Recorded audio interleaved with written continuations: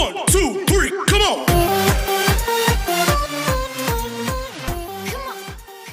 बेटा देखिए, question number 10, question number 9 तक हो गया था अपना, और इसके पहले मैंने होमवर्क भी दिया था। आई थिंक वो आपने होमवर्क कर लिया होगा, ऐसा मुझे लगता है। नहीं किया होगा तो उसको कर लीजिए, क्योंकि क्वेश्चंस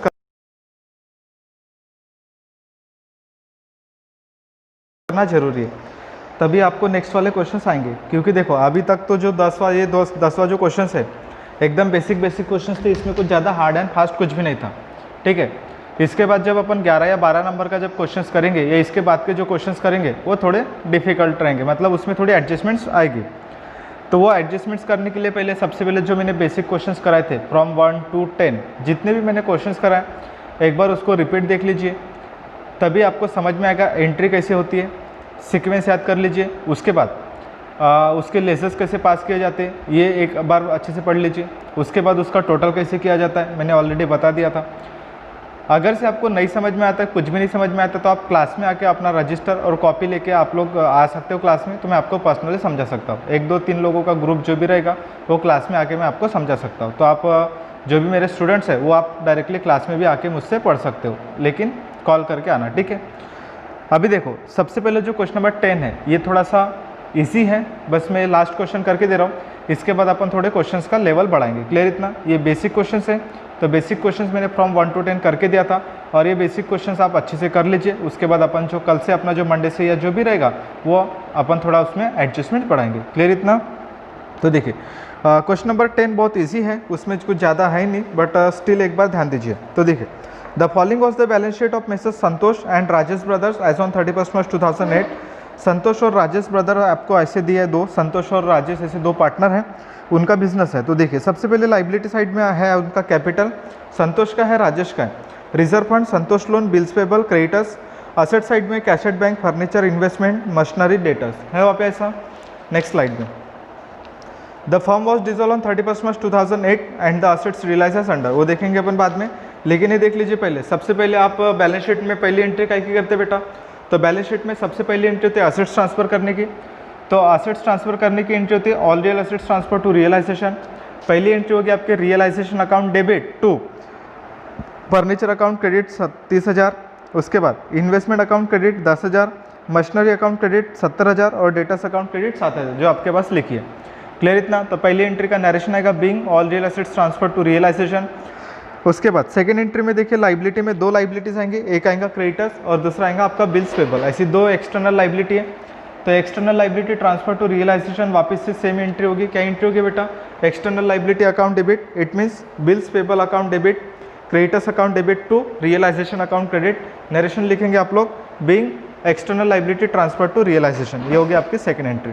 क्लियर इतना? तो देखिए थर्ड एंट्री से मैं आपको करके देता हूँ। थर्ड एंट्री होती है बेटा RDD transfer to realisation sequence में पहले assets transfer, liability transfer, RDD transfer, but in this question RDD is not given, in that case entry will not be पास।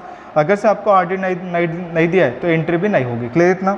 उसके बाद लॉस आपको नहीं दिया है, असेट साइड में अगर से लॉस होता तो हम उसको ट्रांसफर करते हैं, बट यहाँ पर भी लॉस दिया नहीं है, तो एंट्री वापस से नहीं होगी, तो उसको छोड़ देना है। उसके बाद रिजर्व फंड आपको दिया है, तो रिजर्व फंड मतलब बेटा जो प्रीवियस ईयर के जो प्रॉफिट्स होते हैं उसको बोलते हैं रिजर्व फंड। तो रिजर्व फंड आपको दिया है, कितना रिजर्व फंड है आपका? रिजर्व फंड है आपका 10,000 रुपीज़, तो 10,000।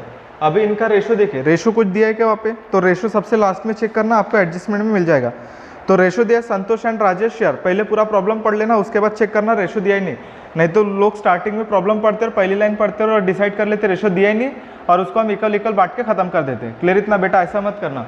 10,000 रेशो दिया 3:2, 3:2 मतलब कितना हो जाएगा? 5। तो कीजिए 10,000 divide by 5 multiplied by 3, 10,000 divide by 5 multiplied by 2, तो आंसर आएगा यहाँ पे 4,000 का, और यहाँ पर आएगा 6,000। ये तो सबको समझता है ना, इसको डिवाइड करेंगे तो 2,000 आएगा, 2,000 मल्टीप्लाइड बाय 3 6,000 और 2,000 multiplied by 4 is equal to 4,000, answer आ जाएगा आपका। क्लियर इतना? तो इसकी जो एंट्री होगी रिजर्व फंड मतलब प्रॉफिट, प्रॉफिट मतलब क्रेडिट साइड, और एक बार क्रेडिट तो दूसरी बार क्या में आएगा? डेबिट में। तो यहाँ पर आप लिखेंगे reserve fund account debit to Santosh capital account credit to, एक सेकेंड कौन सा नाम है? संतोष और राजेश, हाँ संतोष, और यहाँ पर आएगा Rajesh, capital account credit, narration लिखेंगे being reserve fund transfer to PCA partners capital account, लिखेंगे आप लोग ऐसा। हाँ, ये अमाउंट है 10,000, Santosh is equal to 6,000 and Rajesh is equal to 4,000। Rajesh का अमाउंट है 4,000, ये आपको क्वेश्चंस में दिया था 10,000, उसको रेशो में आपने डिस्ट्रीब्यूट किया है, तो रेशो में डिस्ट्रीब्यूट आपको करना आता है। उसके बाद नेक्स्ट एंट्री जो है आपके रिजर्व फंड के बाद आपका आएगा पेमेंट टू पार्टनर्स लोन, वहाँ पे आपको पेमेंट दिया है। तो देखिए एक बार आपको देखिए संतोष लोन कितना है बेटा 1,000। अभी संतोष लोन सीक्वेंस में मैंने आपको लिख के दिया था, assets transfer, liability transfer, RDD, loss, profit और बाद में पेमेंट्स ऑफ पार्टनर लोन। तो पेमेंट्स ऑफ पार्टनर लोन कितना है 1,000, तो पार्टनर्स लोन का पेमेंट करेंगे। तो पेमेंट करेंगे तो मैंने आपको बताया था कि पैसा जाएगा, तो पैसा जाएगा तो क्या करेंगे, cash oblique bank account credit, मतलब यहाँ पे लिखेंगे Santosh loan account debit, Santosh loan account debit to cash oblique bank account credit, narration लिखेंगे being payment of Santosh loan, payment of Santosh loan. Clear इतना? चलो पढ़ लीजिए इतना एक बार, 2 minute.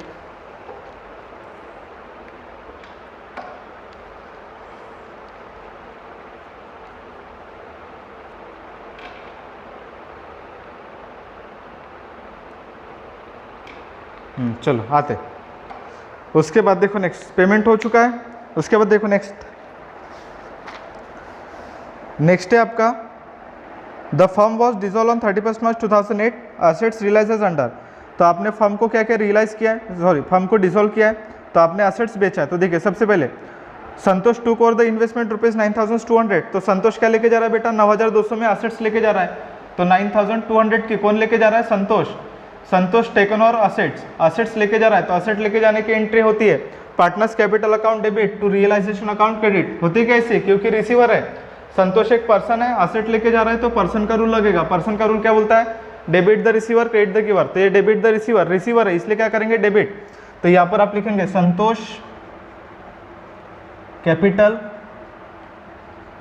Account debit to realisation account credit, narration लिखेंगे बीइंग असेट्स कौन सी है वो, इन्वेस्टमेंट। तो यहाँ पे लिखेंगे being investment taken over by Santosh, taken over by Santosh. Amount लिखेंगे 9,200, ठीक है। इसका 1,000 लिखेंगे और यहाँ पर भी 1,000, क्योंकि लोन का अमाउंट है 1,000। उसके बाद नेक्स्ट वाली देखो, नेक्स्ट है आपका cash realise from debtors. Cash realise मतलब पैसा रिसीव्ड हुआ है, रियलाइज मतलब मिलना, बेचा है। तो देखो डेटर्स से कितना पैसा मिला है 6,500, मशीनरी से कितना मिला है 67,500। तो देखिए कैश रियलाइज, तो सबसे पहले डेटर्स कितना, डेटर्स है आपका 6,500 और मशीनरी से अमाउंट कितना है बेटा, मशीनरी से अमाउंट है 67,500। तो दोनों जगह से पैसा मिला है, तो दोनों जगह से प्लस करो, इसको दोनों पे प्लस करो, 0 0 0, ये 7 और 7 14 और ये 74,000 आंसर आ जाएगा आपका। तो 74,000 की असेट्स आपने बेचा है, असेट बेचा है। तो असेट बेचने की एंट्री क्या होगी बेटा, असेट बेचने की एंट्री होती है पैसा आएगा तो एंट्री क्या होगी, cash oblique bank account debit to realisation account credit, realisation account credit, narration लिखेंगे बीइंग असेट सोल्ड, ये इसका नरेशन आएगा, लिख लेना आप लोग। और अमाउंट लिखेंगे 74,000, वही अमाउंट आएगा जो मैंने अभी प्लस किया था 74,000। क्लियर इतना? चलो ये तो बहुत ईजी है। चलो नेक्स्ट वाला, Rajesh agree to take over the furniture rupees 28,000 and, रुक जाओ, एंड के पहले रुक जाओ, agree to meet the bills payable of rupees 1,500। But उसके पहले देखिए Rajesh agree to take over the furniture rupees 28,000। तो राजेश फर्नीचर लेके जा रहा है, Rajesh is the person who taken over the furniture at rupees 28,000। तो राजेश एक ऐसा पर्सन है जो क्या लेके जा रहा है, फर्नीचर। कितने में लेके जा रहा है, 28,000 रुपीज़ में लेके जा रहा है। और एंड का मतलब और, रुक जाओ, and agree to meet the bills payable. Meet का मतलब पेमेंट करना। उसके साथ साथ वो फर्नीचर तो लेके जा रहा है, बट उसके साथ साथ वो क्या कर रहा है बेटा, लाइबिलिटी का भी पेमेंट कर रहा है। मतलब यहाँ पे लाइबिलिटी का पेमेंट कौन कर रहा है, यहाँ पे संतोष, सॉरी राजेश। राजेश फर्नीचर लेके जा रहा है। तो ध्यान दो, दो ट्रांजेक्शन है, एक ही एडजस्टमेंट में दो ट्रांजेक्शन है। तो सबसे पहले क्या कर रहा है राजेश, राजेश ने सबसे पहले क्या किया बेटा, फर्नीचर टेकन ओवर। तो सबसे पहले हम फर्नीचर टेकन ओवर की बात करेंगे, 28,000। Rajesh has taken over Rajesh has taken over furniture at ₹28,000। तो राजेश ने 28,000 में फर्नीचर टेकन ओवर कर लिया। तो सबसे पहले फर्स्ट ऑफ ऑल आप पहले एंट्री क्या की पास करेंगे, टेकन ओवर की। तो टेकन ओवर की एंट्री आपको पता है कैसी एंट्री होती है। तो सबसे पहले टेकन ओवर की और लाइबिलिटी पेड की दूसरी एंट्री होती है। कौन लेके जा रहा है बेटा, राजेश। तो यहाँ पर आप लिखेंगे Rajesh capital account debit to realisation account credit, realisation account credit. Narration लिखेंगे being furniture taken over by Rajesh, taken over by Rajesh. और अमाउंट कितना लिखेंगे, 28,000। और यहाँ पर भी आप लिखेंगे 28,000। क्लियर इतना। उसके बाद देखिए, उसी के साथ साथ उसने क्या किया है, Rajesh agree to take over the furniture ₹28,000 and agree to meet the bills payable ₹1,500। और उसके साथ साथ एंड वो किसका पेमेंट कर रहा है, पेमेंट ऑफ बिल्स पेबल कितने में कर रहा है, 1,500। तो 1,500 में वो बिल का पेमेंट कर रहा है। तो बिल का पेमेंट कौन कर रहा है, अभी यहाँ पे पैसा किसके जेब से जा रहा है, राजेश के जेब से। तो यहाँ पे पैसा जब राजेश की जेब से जा रहा है, कितना जा रहा है, 1,500। तो एंट्री क्या होगी, तो उसके जेब से पैसा जा रहा है, मतलब गिवर है। तो गिवर अकाउंट क्या करेंगे, क्रेडिट। क्योंकि पर्सन का रूल क्या बोलता है, पर्सन का रूल बोलता है debit the receiver credit the giver. जब आएगा तो डेबिट और जाएगा तो क्रेडिट। किसके जेब से पैसा जा रहा है, राजेश के। तो राजेश के जेब से पैसा जा रहा है 1,500, तो वो क्या हो जाएगा, क्रेडिट। तो डेबिट क्या होगा बेटा, लाइबिलिटी पेड बाय पार्टनर्स की एंट्री होती है, रियलाइजेशन अकाउंट डेबिट। क्या एंट्री होगी बेटा यहाँ पे, realisation account. Assets taken over की उल्टी करेंगे तो भी चलेगा। To Rajesh capital account credit. Narration लिखेंगे बीइंग कहेंगे narration being liability paid by Rajesh, bills pay being the amount of bills payable paid by Rajesh. ऐसा लिखेंगे तो भी चलेगा। क्लियर इतना। और अमाउंट कितना लिखेंगे, 1,500 1,500। समझाइए आगे। नेक्स्ट है, बचपन से पढ़ते आ रहे डिसोल्यूशन एक्सपेंसेस कितना है, 1,400। डिसोल्यूशन एक्सपेंसेस पता है आपको, क्या एंट्री होगी, realisation account debit to cash oblique bank account credit. Narration लिखेंगे being dissolution expenses paid. Amount कितना है, 1,400। नरेशन लिख लेना आप लोग, हाँ मैं नहीं लिखूंगा, इतना तो आप कर ही सकते हैं। अभी लास्ट वाली, the creditors were paid of ₹9,700 in full settlement. तो क्रेडिटर्स को हमने पूरा का पूरा सेटलमेंट करके पे कर दिया 9,700 में। वही लाइबिलिटी पेड की एंट्री होगी same, realisation account debit to cash oblique bank account credit. Narration लिखेंगे being external liability paid, external liability paid. और अमाउंट वही आएगा 9,700 जो आपको दिया है। और एक बार चेक कर लो, मैंने आपको बोला था कि लाइबिलिटी पे देखो, यहाँ पे दो लाइबिलिटी एक्सटर्नल, एक तो पेमेंट हो चुका है बिकॉज ऑलरेडी राजेश ने पे कर दिया, तो उसके वैसे ही काम खत्म हो गया। फिर बचा कौन सा था, क्रेडिटर्स। तो क्रेडिटर्स के बारे में आपको बोला था कि उसका सेटलमेंट कितने में हो गया, तो उसका सेटलमेंट हो गया 9,700 में। तो मैंने सेटलमेंट कर दिया 9,700 में। सेटलमेंट का मतलब पेमेंट कर दिया, तो पेमेंट हो चुका है मेरा 9,700 में। तो आपको भी ऐसे एंट्री पास करना पड़ेगा 9,700 में। उसके बाद इसके लिए 2, 3, 4, 5 लाइन छोड़ देना, क्योंकि लॉस या प्रॉफिट की एंट्री होगी।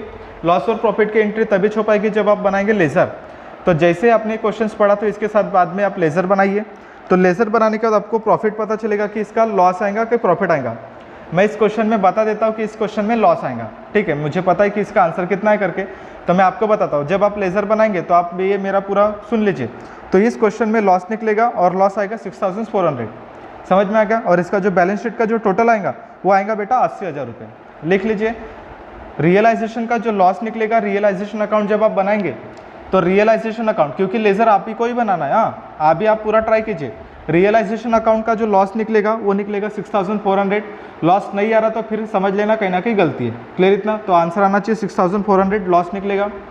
फिर ये लॉस आप डिस्ट्रीब्यूट करेंगे पार्टनर्स में, तो जो कैश ऑब्लिक बैंक का जो लास्ट का जो टोटल निकलता है वो आएगा बेटा 80,000 रुपये। यानी आपका जो बैंक अकाउंट है वो अपने आप टैली हो जाएगा। तो आप टैली करेंगे तो सबसे पहले आएगा 80,000 रुपीज़। समझ में आ गया? उसके बाद जो पार्टनर्स कैपिटल अकाउंट बनेगा उसका जो डिफरेंस आएगा वो संतोष का आएगा 42,960 और राजेश का आएगा 24,940। मैंने सब अमाउंट बता दिया है, तो आप ये अमाउंट आप पहले लिख लीजिए और उसके बाद टैली कर लीजिए। समझ में आ गया? तो टैली आसान है, बस एंट्री पास करना है और आप टैली आराम से कर सकते हो। समझ में आ गया? अगेन सुन लीजिए। लॉस आएगा 6400, बैंक का लास्ट में टोटल आएगा 80,000। जब पार्टनर्स कैपिटल के डेबिट में जो डिफरेंस निकलता है वो डिफरेंस आएगा 42,960 संतोष का, राजेश का आएगा 24,940। ये किसका आएगा बेटा? राजेश का। ये पहले नोट डाउन कीजिए और इसके बाद लेज़र आप ट्राई कीजिए। क्लियर इतना? कल जब अपन मिलेंगे तो कल से अपन करेंगे थोड़े क्वेश्चंस आगे, मतलब उसमें एडजस्टमेंट्स बढ़ेगी, उसमें लोन आएगा, इंटरेस्ट आएगा एंड सो ऑन। क्लियर इतना? क्योंकि जब तक अपन ये एंट्री करेंगे नहीं, फिर उसके बाद अपन पढ़ेंगे पार्टनर्स कैपिटल, फिर उसके बाद इंस्टॉलमेंट की एंट्री, वो बहुत सारी एंट्री, जो लास्ट की 2 एंट्री मैंने छोड़ के रखा था वो एंट्री अपन इसके बाद पढ़ेंगे। लेकिन उसके पहले तुम्हारा रिस्पॉन्स पता होना चाहिए कि तुम लोग रिस्पॉन्स कर रहे कि नहीं कर रहे। अभी देखो यहाँ पे ऑनलाइन क्लासेस का मतलब ये होता है कि मैं आपको यहाँ पे रिकॉर्ड करके सेंड कर रहा हूँ। अभी आप घर में आप कौन सा तमाशा कर रहे हैं मुझे नहीं पता, और मैं घर पे आके मैं स्क्रीन में से घुस के आपको देख भी नहीं सकता। ठीक है? तो बेटा इज्जतदारी से जितना मैं पढ़ा रहा हूँ उतना पढ़ लीजिए, नहीं तो फिर वाट लग जाएंगे। क्लियर इतना? तो जो मैं बता रहा हूँ वो पढ़ो, उसको अच्छे से करो और उसके बाद मुझे रिस्पॉन्स करो। क्लियर इतना? तो कुछ लोग रिस्पॉन्स कर रहे हैं और कुछ लोग रिस्पॉन्स नहीं कर रहे, तो बेटा प्लीज़ आप रिस्पॉन्स कीजिए, तो मैं आपको अच्छे से क्वेश्चंस पढ़ा पाऊंगा। आप मुझे पूछिए, डाउट पूछिए, मैं बिल्कुल बताऊंगा, लेकिन आप कुछ भी नहीं पूछेंगे तो फिर काट हो जाएगा। समझा? तो प्लीज़ आप जो वीडियो है उसको अच्छे से देखिए और उसके बाद उस क्वेश्चन को करिए और फिर अपन नेक्स्ट मिलेंगे क्वेश्चंस के साथ। ठीक है? चलो मिलते हैं नेक्स्ट क्वेश्चन में।